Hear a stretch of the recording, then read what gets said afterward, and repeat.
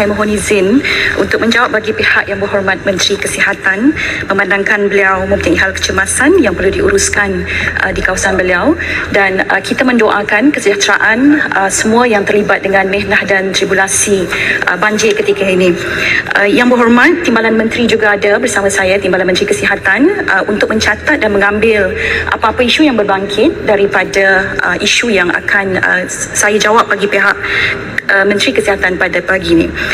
Puan Yang di-Pertua, Kementerian Kesihatan Malaysia telah memperkenal pelan tindakan ke arah penghapusan kanser cervix di Malaysia 2021-2030 yang berasaskan Global Strategy to Accelerate the Elimination of Cervical Cancer as a Public Health Problem yang dibangunkan oleh Pertubuhan Kesihatan Sedunia. Justru itu, KKM berusaha untuk memastikan yang pertama, 90% liputan vaksinasi HPV bagi kanak-kanak perempuan sebelum mereka berumur 15 tahun.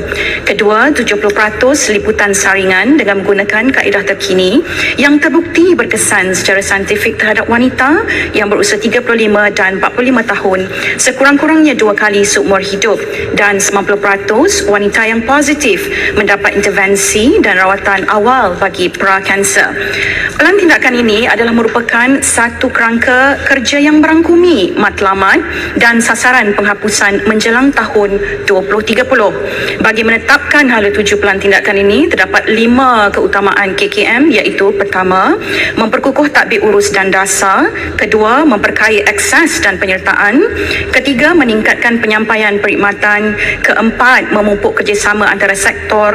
Kelima, pemantauan, penilaian dan penyelidikan. Sehingga kini terdapat beberapa pencapaian pelan tindakan ini yang telah dicapai oleh KKM seperti berikut. Pertama, pembentukan jawatankuasa pemandu program eliminasi kanser cervix kebangsaan yang bertindak sebagai penasihat bagi menetapkan hala tuju program penghapusan kanser cervix kebangsaan serta meluluskan keputusan dasar yang berkaitan dengan program yang dijalankan. Kedua, peningkatan tahap literasi kesihatan rakyat berkenaan kepentingan saringan kanser cervix merupakan salah satu strategi untuk meningkatkan liputan saringan yang boleh dicapai melalui pembangunan pelan komunikasi strategik. Ketiga, memastikan wanita mendapat akses kepada ujian HPV melalui peluasan ujian saringan HPV ke semua negeri. KKM turut mensasarkan peningkatan akses saringan ujian HPV kepada penerima Peka B40. Perbincangan telah diadakan untuk menjalin kolaborasi bersama Protect Health Corporations yang berhad bagi mencapai aspirasi tersebut. Jawatankuasa Garis Panduan Pengurusan Kanser Cervix kini berada di peringkat akhir semakkan semula Guideline for Cervical Cancer Screening in Malaysia, second edition. Garis panduan ini melibatkan pengurusan saringan pap smear dan ujian saringan HPV. Puan di-Pertua, sedikit lagi. Bagi memastikan kompetensi anggota kesihatan, latihan ujian saringan HPV dijalankan secara komprehensif kepada semua kaki tangan kesihatan di setiap negeri setiap tahun.